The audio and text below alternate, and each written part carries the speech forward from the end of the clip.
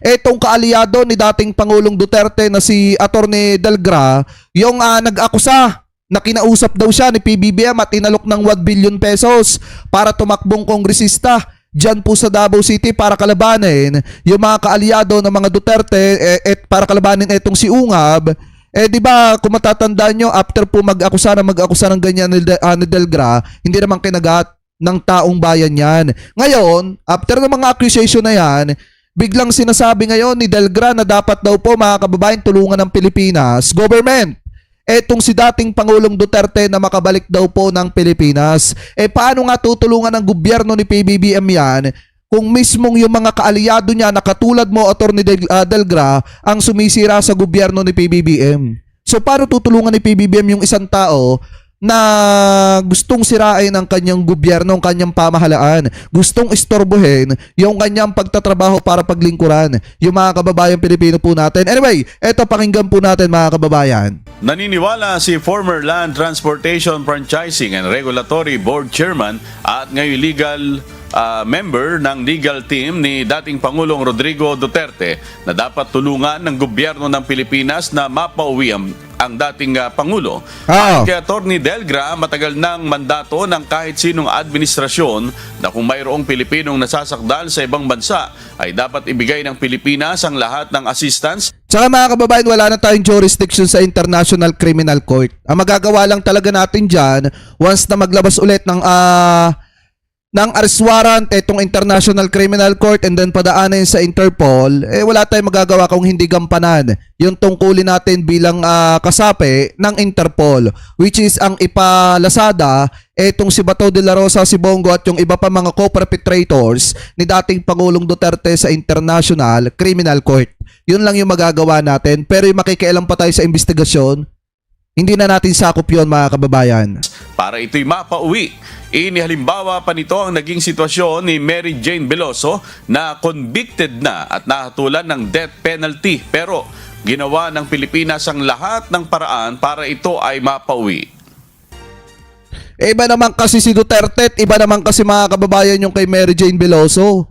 Yung kay Duterte kasi sobrang napakabigat po nun. Crimes against humanity. Yun po yung kasong kinakaharap ni Digong at saka hindi pa naman talaga totally convicted. Etong si Duterte kaya nga may mga hearing pa eh.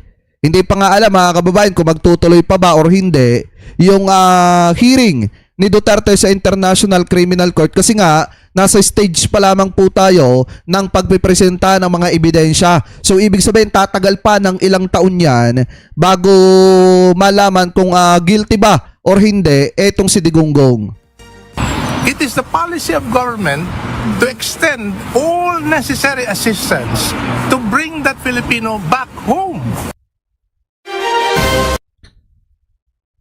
Ay, oo. Hindi pala si Delgra. Si Delgra pala yung iba pala. Si Belio pala yung tinutukoy ko kanina. Sorry mga kababayan na. Sorry na. Nagkamali lang. Si Belio pala yun. Yung nagsiwalat na kinausap daw siya ni PBBM. Inutusan daw siya nakalabanin si Ungab. Pero mga kababayan, ito kasing si Delgra, kung matatandaan nyo, ito kasi yung isa sa mga member ng legal team ni dating Pangulong Duterte dito po sa Pilipinas. Ngayon, ang problema kasi dito, kung iisipin nyo po mabuti paano ni PBBM, sige, pagpalagay natin may kakayanan ng Pilipinas na tulungan si Digong. O paano natin tutulungan si Digong kung pagbalik ng Pilipinas ang gustong mangyari ni Digong patalsikin yung kasalukuyang presidente at ipalit yung kanyang anak na si Sara para mapagharian ulit nila ang Republika ng Pilipinas. So aber kayo, isipin nyo rin mga kababayan, kaya mas maganda na doon na lang siya sa International Criminal Court at harapin niya na lamang yung kanyang pananagutan. Ganun lamang yun mga kababayan, ganun na lang ang pinakamainam. Harapin niya yung kanyang pananagutan at yun na yun. No, back home.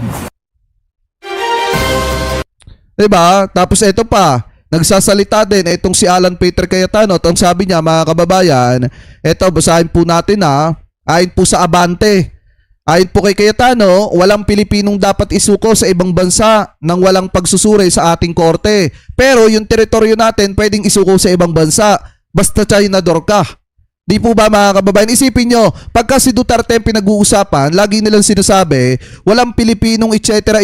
na dapat hindi isuko sa ibang bansa. Pero pagka mga teritoryo po natin ang pinag-uusapan, okay lang sa kanila na isuko sa ibang bansa. Kasi nga China door, etong mga ito. So ngayon, sabi daw po dito ni Alan Peter Cayetano, ayon po sa Abante, ginet ni Senate Minority Leader Alan Peter Cayetano na dapat tiyakin ng gobyerno na walang Pilipinong nahaharap sa international arrest warrant ang hindi ipapadala sa ibang bansa nang hindi mo na binibigyan ng pagkakataon na humingi ng tulong sa lokal na korte. Sa kanyang pagkako-sponsor ng Senate Resolution number SRN 307 o 307 na inihain ng minority bloc noong Pebrero 25, ginet ni Cayetano na ang resolusyon ay isang constitutional safeguard na nakabatay sa aral ng 1987 Constitution.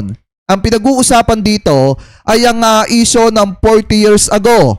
Issue din po ngayon na may mga biglaang aresto na Pilipino kailangang arestuhin na yon ay pagkakataong pumunta sa Pilipinas Court to seek remedy, wika ni Cayetano, or humingi ng tulong sa lokal na hukuman dito po sa ating bansa. Sabi pa dito mga kababayan, ayon kay Cayetano, ang SRN 307 ay para sa lahat ng Pilipino at hindi nakatuon sa isang sinong personalidad o mga kasong kasalukuyang umiiral. Sabi pa dito mga kababayan, ang substansya ng resolusyon na ito, ayon po kay Cayetano, ay hindi daw para kay dating Pangulong Duterte na ngayon ay gumugulong ang kaso at merong confirmation of charge. Hindi rin pinag-uusapan dito whether or not we shall join or rejoin the ICC mga kababayan. So sabi pa dito, binigyan din niya na mahalaga ang partisipasyon ng korte lalo na sa mga kasong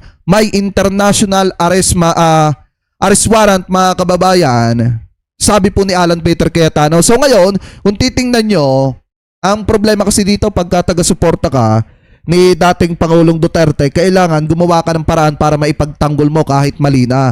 Pero ang maliwanag dito mga kababayan, kung hindi naman nila pastangan at binastos-bastos ni dating Pangulong Duterte yung hustisya o paggulong ng batas dito po sa ating bansa o yung proseso ng batas, hindi naman po hahantong sa point na magrereklamo yung mga kababayang Pilipino po natin sa International Criminal Court. Dapat dito siya lilitisin sa Pilipinas kasi ang problema, binalahura po niya at nilapastangan po niya mga kababayan yung batas. Nung mga panahon na siya po ang presidente, minaliit niya, tinapaktapakan niya, umamin pa siya na nagpapabricate po siya ng mga ebidensya para lamang idiin yung isang tao. Kaya kung tutuusin yung mga ginawa niya, nung mga panahon na siya nasa kapangyarihan, deserve niyang tamasahin ngayon. Ano yung ibig sabihin natin? Kung ano yung ginawa niya na kasamaan, talagang aanihin niya ng kasamaan ngayon at deserve niya na anihin yung kasamaan na ginawa niya nung panahon na siya nasa kapangyarihan. Ano po? So kayo, mga kababayan, kung kayo po ang tatanungin, ano po ang komento ninyo? Hingil po dyan. So comment below na lamang po ha. Ngayon, diretso pa tayo. Dito pa sa isang usapin natin na kung saan mga kababayan, alam naman po natin pare-parehas na pagdating po ng Monday, magkakaroon po ng pagtalakay ng mga impeachment complaint laban po kay Vice President Sara Duterte. At dito nga mga kababayan, posibleng yung mga bank accounts ni VP Sara posibleng buksan sa pag-usad ng impeachment ayon daw po sa isang mambabatas. So ngayon ito yung pinakahihintay natin, posible palang mangyari. Pakinggan po natin to. Miyerkules ng gabi, February 25 nang maglabas ng pahayag ang pangalawa sa pinakamalaking partido sa Kamara, ang National Unity Party o NUP. Ayon sa NUP, sa kasalukuyan, wala pang nakikitang bago at mahalagang ebidensya ang NUP para muling buksan ang mga isyong naimbestigahan at natalakay na sa mga public hearing. Kaya kung walang lalabas na malinaw at matibay na ebidensya na makapagbabago sa batayan ng reklamong impeachment laban kay Vice President Sara Duterte, malamang ay hindi ito suportahan ng NUP. Pinangungunahan ng NUP ng may mahigit 40 miyembro sa House of Representatives ni House Deputy Speaker at Antipolo 1st District Representative Ronnie Puno. Samantala, iginiit naman ni House Justice Committee Vice Chairperson at Bukidnon 2nd District Representative Jonathan Keith Flores na may exception sa Bank Secrecy Law ang impeachment case. Ito ang sagot ng kongresista nang tanungin kung maaaring buksan ang bank records ni Vice President Duterte. Kaugnay ito ng aligasyong hindi tapat ang deklarasyon ng ari-arian at yaman ito sa ilalim ng Statement of Assets, Liabilities, and Net Worth. I know that that's one of the I think exceptions, no, on the bank secrecy law, on yung AMLAC din na pwedeng ma-explore yung mga impeachment cases. Pero binigyang diin ng kongresista na ang maaari lamang suriin ay ang sakop ng termino nito bilang vice-presidente. At ito ay oras na umusad ang impeachment proceedings at matukoy na sufficient in form and substance ang mga reklamo. I hope it parang sticks to the fact na ang pwede lang namin pakialaman is yung things that were done when she was vice president. Kasi yun, Ay ganon. Yun lang yung sakop mga kababayan ng hearing ng Kamara kapag binuksan nila at saka sinuri nila yung mga bank account ni Vice President, naka-timeline lang pamula nung siya ay naging Vice Presidente. Hindi pwedeng tingnan yung pamula na siya ay mayor pa lamang mga kababayan. So siguro baka mangyari yan in the future kapag ka nasa Senado na yung reklamo. Kapag ka binuksan na, yung kapag ka nagkaroon na ng trial o impeachment trial, diyan po sa Senado. Pero kahit ganun pa man mga kababayan, di pwede rin nating makita yung mga bank account ni Sara. Malaking bagay pa rin yun kung tutuusin mga kababayan. I think that's one of the things na na-mention ng Supreme Court na you can only accuse her of things done when she's holding the impeachable position. Sa Lunes, March 2 na, nakatakda ang pagsimula ng deliberasyon ng House Justice Panel sa 4 na impeachment complaints laban sa pangalawang Pangulo. Rosa Licos, UNTV News and Rescue. Diyos ang aming sandigan, serbisyo publiko ang aming pinahahalagahan. Alam nyo, mabigat-bigat to mga kababayan. Mabigat-bigat itong kakaharapin ni Vice President Sara Duterte. Kaya nga naiintindihan natin kung bakit siya umiiyak-iyak dito eh.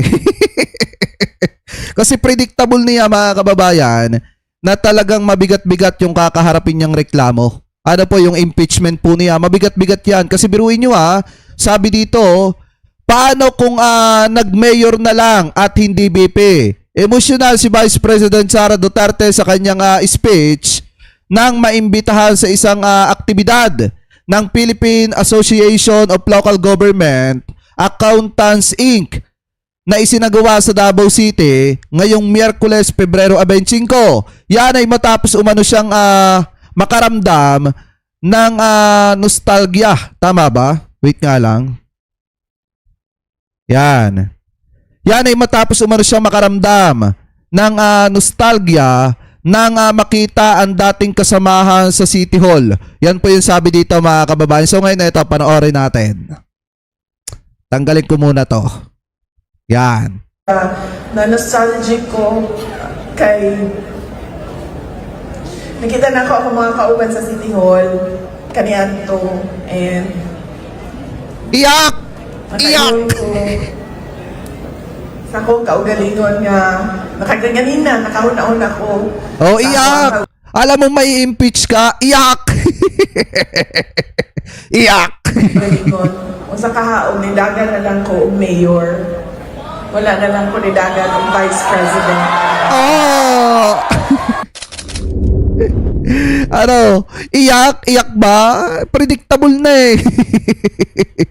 Maliwanag yung kanyang sinabi I never resign. Lalaban ako. Tapos ang ending mga kababayan nagdrama, tapos umiiyak-iyak kasi predictable na baka alam niyo na ma-impeach and then after nun baka mag-proceed pa yung mga isinampang kaso sa kanya sa ombudsman. So malaking possible dito mga kababayan na na talagang bukod sa baka ma-impeach, etong si Vice President baka makulong pa. Yan yung nakikita ko dyan. Kasi may kaso pong isinampa si former Senator Trillanes sa ombudsman laban po kay Sara. At the same time, may kakaharapin siya sa March 2 na impeachment complaint laban po sa kanya. So ngayon, nakasalalay doon kung may impeach ba siya or hindi sa Kamara. Pero ang mabigat kasi dito mga kababayan, alam ni Sara Duterte ang kahantungan po niya. Kaya siguro mangiyak-ngiyak na lang siya at sinasabi na parang nagsisisi na dapat hindi na lang siya tumakbo sa pagiging vice president at mas pinili na lamang po niya yung maging mayor.